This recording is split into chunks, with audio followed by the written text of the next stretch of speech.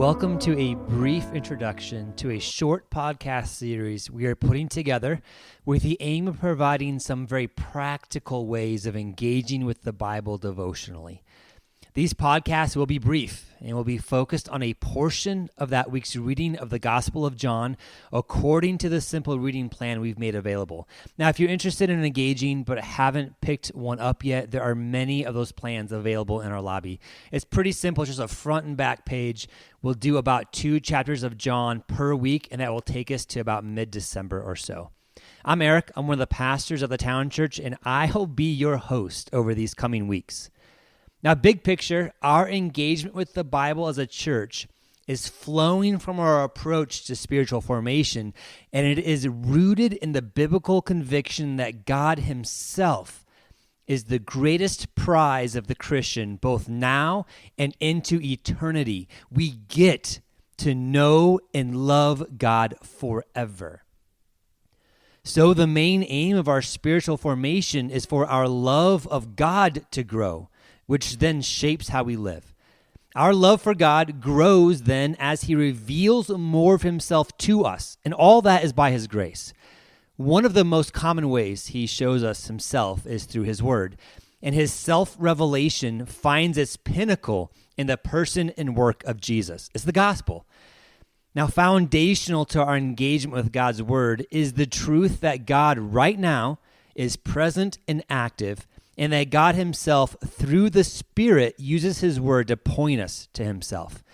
It's our job to pay attention, to notice, to listen, to watch, really to receive. This often requires us to slow down and create space to be attentive. So the aim of this podcast is to create that space, at least some of it, and walk through some very practical methods to engage with God's word devotionally. Now, by devotionally, I mean taking in God's word in ways that engage our hearts and our minds to create space to hear what the Spirit may be communicating to us. Really, it's asking this question: how does the Spirit use this text to help us encounter the living God?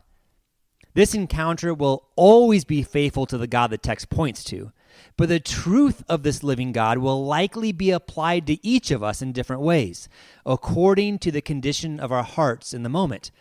And the condition of our hearts is often highly impacted by our current life circumstances. So whatever the condition of our hearts in the moment, it is here that we interact with the living God. And so we're going to pay special attention to what sticks out to us, what makes us want to stop and think, or pray, or linger.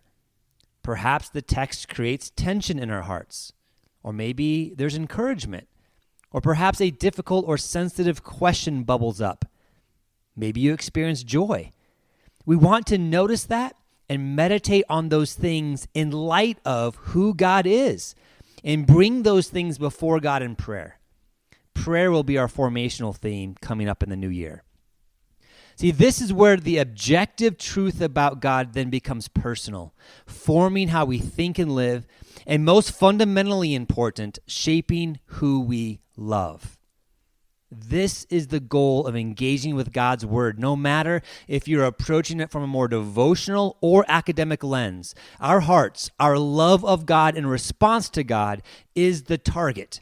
In fact, we're going to offer a class in November about how to study the Bible to that end. Use our minds really, really well.